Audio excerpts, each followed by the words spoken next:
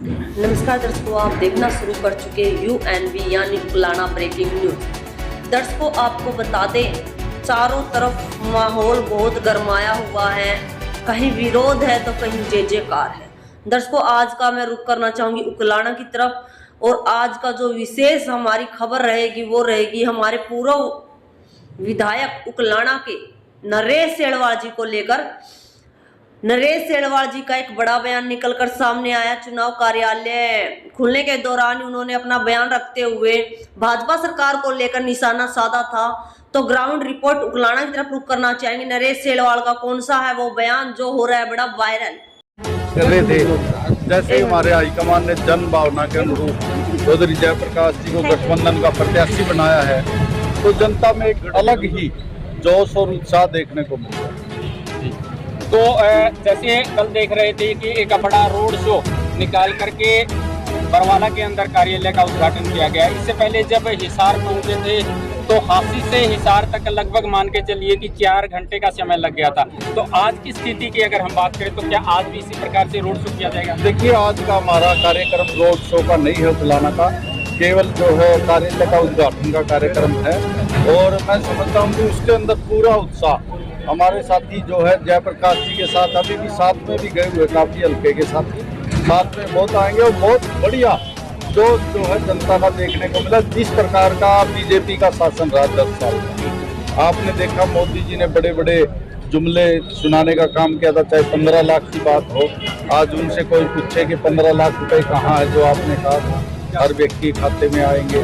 किसानों की आमदनी दुगनी करने की बात कही थी, स्वामीनाथन आयोग की रिपोर्ट लागू करने की बात कही थी, और 2022 तक जो है प्रत्येक गरीब आदमी को छत देने की बात मोदी जी ने कही थी। स्मार्ट सिटी की बात कही थी, हवाई चप्पल वाला हवाई जहाज में उड़ेगा वो बात मोदी जी ने कही थी। लेकिन उनके सारे जुमले जो है वो साबित हुए, और आज वो जो है 400 पार का नारा देते 400 पार का नारा देकर उनके MP और मंत्री और गृह मंत्री अमित शाह का भी एक बयान देखने को आ रहा कि भैया आप 400 पार सीखे दो, हम भारत के संविधान को बदलते। क्या भारत की जनता ने मोदी जी को और बीजेपी को संविधान बदलने के लिए जो है प्रधानमंत्री चुना था? उन्होंने जनता ने जो है देश के लिए, लोगों की सुविधाओं के लिए, चाहे किसान है, कर्मचारी है, व्यापारी है, मजदूर है, गरीब आदमी है, हर किसी के कल्याण के लिए। क्या एक 5 किलो अनाज देने से गरीब का भला हो जाएगा? जिसके सर पे छत नहीं है उसको क्यों नहीं आज तक छत मिली? तो जो है गरीब आदमी आज जो है महंगाई की मार में जाएगा। पेट्रोल का भाव देखो 100 रुपये, डीजल का भाव देखो 90 रुपये, गैस का सिलेंडर जो 400 रुपये का था कांग्रेस के समय में, मोदी जी की सरकार ने उसको 1150 रुपये तक बेचने का काम किया। आज वो जो है 850 रुपये में गैस का सिलेंडर। किसान के उपकरण जो है, खेती के बीज, स्प्रे खाद जो है आज को समय पे नहीं मिलती। इतिहास के अंदर पहली बार किसान को जो है, महिलाओं को, जब बीजेपी की सरकार बनी हरियाणा में, थाना के अंदर महिलाओं को खाद के कट्टे की पर्ची मिली। काले दिन थे वो जो है हरियाणा की जनता ने बीजेपी को अपना वोट दिया। आप किसानों की बात कर रहे हैं, एक समय वो भी था कांग्रेस पार्टी का जब 5 रुपए के चेक दिए गए थे किसानों को। देखिए, ऐसा कई बार वो क्लैरिकल मिस्टेक की वजह तो कोई हो जाए, नहीं तो किसानों को पूरा मुआवजा जो है, चाहे वो ओलावृष्टि का हो, चाहे आगजनी का हो, चाहे बाढ़ के दौरान हो, वो कांग्रेस के समय में हमेशा मिलता रहा। किसानों को लेकर के बीजेपी के कार्यकर्ता है, नेता है, या फिर और भी जो लोग हैं वो ये कह रहे हैं कि जैसे ही किसान की फसल बिकी तो उनके अकाउंट में सीधी पेमेंट आ जाती है। देखिए, सीधी पेमेंट का आज ये देखोगे आप जाके 2 महीने तक किसानों की पेमेंट नहीं होती है। आड़तियों के खातों में पैसे नहीं आते, आड़ती भी परेशान है और जो है किसान भी परेशान है। ना जो हम मजदूरी करते हैं उन लोगों को मजदूरी मिल पाती है। मैं समझता हूँ जो ऑनलाइन सिस्टम किया, इससे जो है दोनों वर्ग, किसान और आड़ती, जो एक दूसरे के साथ जुड़े हुए, एक दूसरे के बिना जिसका काम नहीं चलता, दोनों परेशान हैं। आज मंडी के अंदर जाके आप आड़तियों से पूछो और किसानों से पूछो, कोई भी और गठबंधन के साथी आपके साथ खड़े हुए दिखाई दे रहे हैं, लेकिन जो गुटबाजी की वो आज भी देखने को मिल रही है, तो ये सैंजा गुट जो है वो भी आज आपके साथ में दिखाई दे रहा है। देखिए, ऐसा कुछ नहीं, हमारे यहाँ तो कोई गुट नहीं है। मैं समझता हूँ कांग्रेस पार्टी जो जितने कार्य करता है वो सभी यहाँ नजर आ रहे हैं। करण सिंह का दफ्तर है, ये जनता की खास है। ठीक है, करण सिंह का लड़का अभी खड़ा था यहाँ सारे साथी आए हुए हैं, कोई गुटबाजी का कोई लेना देना नहीं। हमारा कार्यकर्ता एकजुट है और हमारा गठबंधन इतना मजबूत है। आम आदमी के कार्यकर्ता मंजीत रंगा जी यहाँ से जो विधानसभा के प्रत्याशी रहे हैं, कम्युनिस्ट साथी है हमारे, हरदीप है, सरदार जी इधर है, रामफल कामरेड जी है, रामफल कामरेड एक बालक वाले है, सूर्यवाला वाले दोनों यहाँ आए हुए, ये खड़े पर बालक वाले रामफल कामरेड, तो जो है कम्युनिस्ट भी यहाँ आए हुए हैं। हमारा गठबंधन मजबूत गठबंधन है और ये गठबंधन जो है मोदी जी की जो तानाशाही शासन रहा 10 साल का, मोदी के शासन को उठाने में सक्षम है, जो मोदी जी जब से पास का नारा देते। इस बार कांग्रेस पार्टी ने सभी टिकटें मेरिट के आधार चुके हैं, अब फिर से हिंदू मुस्लिम करने लगे। हिंदू मुस्लिम का उनका सब नारा जो है एजेंडा फैल हो चुका है। आज भारत की जनता वो जागरूक हो चुकी है, वो धर्म के चक्कर में पड़ने नहीं वाले। क्या हिंदू मुस्लिम करने से हमारे युवाओं को रोजगार मिलेगा?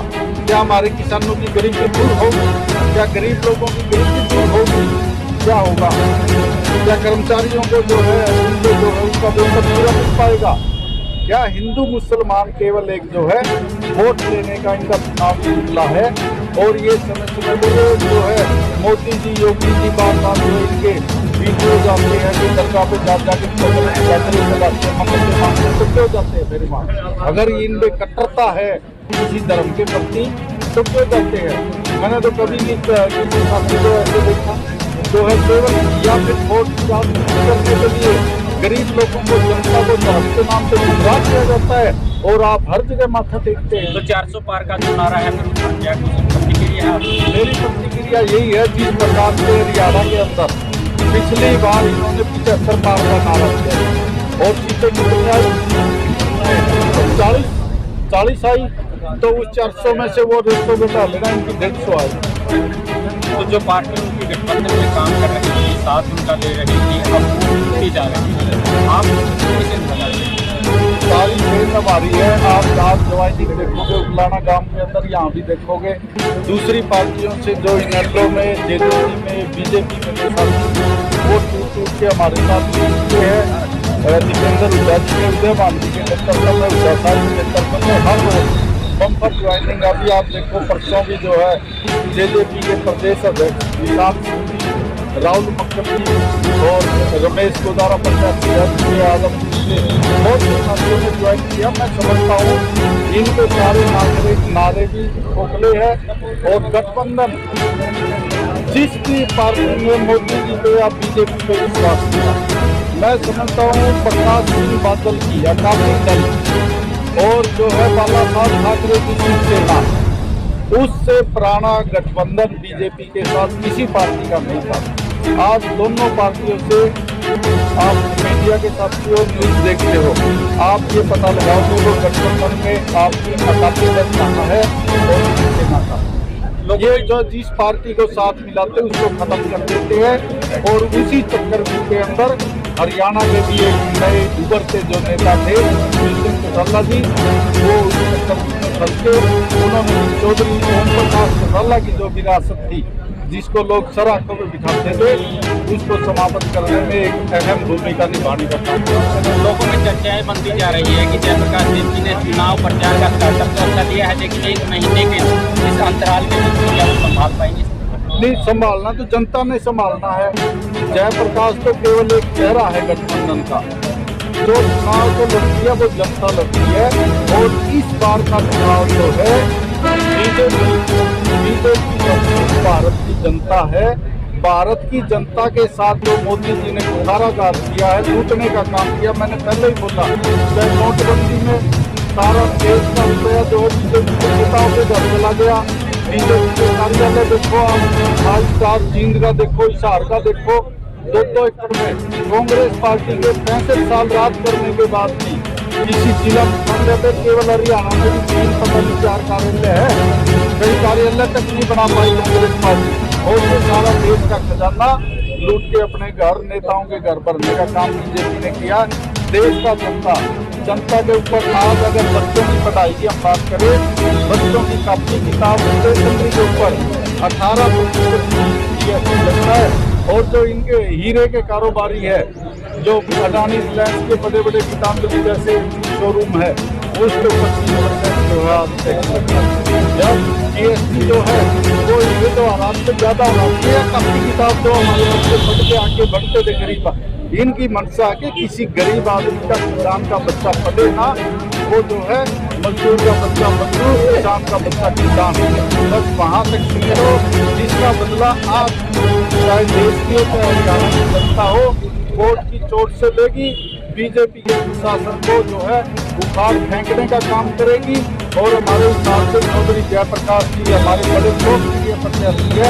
कम से कम हरियाणा की जनता, हिसार की जनता 4 लाख वोटों से जिताकर राहुल गांधी जी, मल्लिकार्जुन खड़गे जी की झोली में डालने का काम है। जी बिल्कुल, देखिए बड़ा दावा यहाँ पर किया गया आते हुए दिखाई दे रहे हैं। अभी तक तो निभा रहे हैं, लेकिन अगर बात करें 1 महीना चुनाव प्रचार का, तो क्या लगातार निभाते रहेंगे? बिल्कुल निभाते रहेंगे सर। हमारे आपको पता है जो माननीय मुख्यमंत्री अरविंद केजरीवाल की जेल में है, और मेरे को तो नहीं लगता ये जल्दी से बाहर आने देंगे। तो ये जनता के अंदर एक आक्रोश है, और हम ये नहीं कहते कि वो अगर बाहर आ गए तो भैया हम स्वतंत्र हो गए। हमारा जो गठबंधन का जो धर्म है वो बढ़िया तरह से कंटिन्यू जब तक आदेश है ये हम निभाते रहेंगे। आपका कहने का मतलब ये है कि दबाव की ज़्यादा करना चाहते हैं? कौन?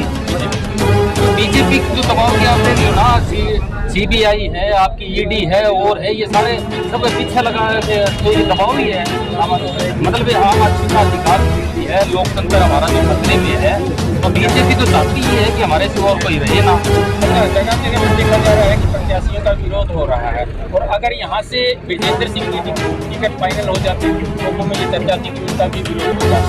वहीं दुष्यंत चौटाला का विरोध हो रहा है। किसान आंदोलन के चलते ये सारी कार्रवाई हुई। आपको क्या लगता है कि किसान आंदोलन किस करवट रुख लेने वाला है? देखिए, मेन रूप से मैं ये कहना चाहता हूँ कि जो ये विरोध है ना, वो मोदी जी की तानाशाही का है। जो इन्होंने आज किसान के प्रति जो रुख किया है, आप ये देखो कितना अभी पीछे भी कितने इनको पर हमले किए, उनको दिल्ली जाने से रोका गया है, जगह जगह सुहेल गैस के गोले छोड़े गए हैं, कितने मतलब वो किले लगा दी गई है। तो ये मतलब क्या भाई, वो कोई आतंकवादी है क्या जो दिल्ली चले जाएंगे तो पता नहीं क्या उखड़ लाएंगे? आतंकवादी के नाम कई बार दिया गया, बिल्कुल कहा गया था, पता नहीं कौन से टीवी का नाम लिया गया वो था। कुछ भी कह सकते हैं, सीधी सी बात है। आज वो कहते हैं ना, जिसकी लाठी उसकी भैंस। तो मोदी जी के आज देश उनके हाथ में, क्योंकि सीटें इतनी दे रखी थी, लेकिन अब की बात की तरह जो है वो टूट जाएगा, और ये 150 तक सारी जो इनकी सीटें हैं वो सिमट कर रह जाएंगी। यहाँ 2 प्रत्याशी खड़े हैं, दोनों का चुनाव लड़ने का काफी लंबा अनुभव भी रहा है। इस चुनाव की अगर बात करें तो उकलाना विधानसभा से कांग्रेस पार्टी के प्रत्याशी को कहाँ तक करके नहीं, कब की बात कर रहे हो? इस चुनाव देखो, इस चुनाव के अंदर जो है जयप्रकाश जी हैं, और एक बहुत बड़ा चेहरा है। पहले भी 3-3 बार वो सांसद रह चुके हैं, और उनकी एक मजबूत पकड़ है, क्योंकि कार्यकर्ता जो है ना भाई, ये उनका नाम आने से पहले, हालांकि जब आदमपुर में हार हुई थी कुछ लोग उस चीज़ को भुनाना चाह रहे थे, भाई ऐसे ऐसे वो तो बहुत पीछे रह गए थे, लेकिन जनता के बीच में इतना जबरदस्त भाई जेपी आ जाए, भाई जेपी आ जाए, एक तरफा जीत होगी। और मैं कांग्रेस पार्टी को धन्यवाद भी और उनका आभार भी व्यक्त करना चाहूँगा। भाई एक जनता की आशा के अनुरूप प्रत्याशी बना के उनको भेजा है, तो बहुत बड़े मार्जिन से जो विधायक जी ने कहा कि मेरे ख्याल से 4 लाख, तो वो बिल्कुल सच होने वाला है कि सबसे बड़ा जो जीत का मार्जिन है वो हिसार लोकसभा से जो है जयप्रकाश जी को जिता के हम लोकसभा के पहले जब जयप्रकाश जी MP बने थे तो 2 लाख के करीब उनकी जीत हुई थी। अब आप 4 लाख का आंकड़ा दे रहे हैं, ये तो सुनना पड़ेगा। हम तो लग रहे हैं, हम तो गठबंधन धर्म निभा रहे हैं जो ये कहेंगे, क्योंकि यहाँ से देखो माननीय नरेश सेलवाल जी विधायक रह चुके हैं, इनका भी बहुत अच्छा एक हल्के के अंदर बहुत अच्छे उन्होंने काम भी किए हैं, और इनका नाम भी है। तो जो इनकी बात देखो वजन है, और हम इस चीज़ के पीछे मतलब पूरी शिद्दत से खड़े।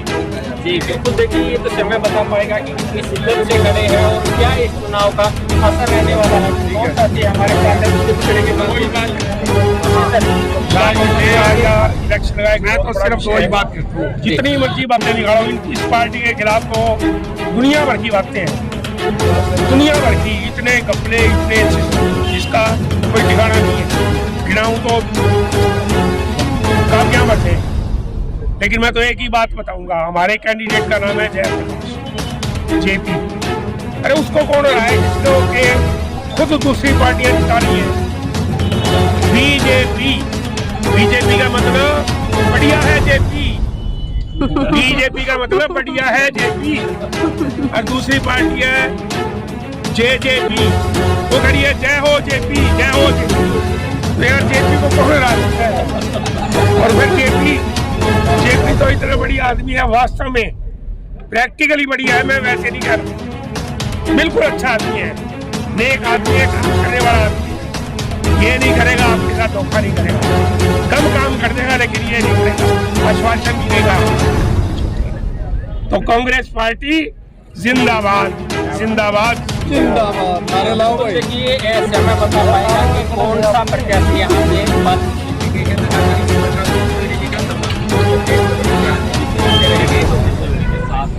इंडिविजुअल मार्जिन सब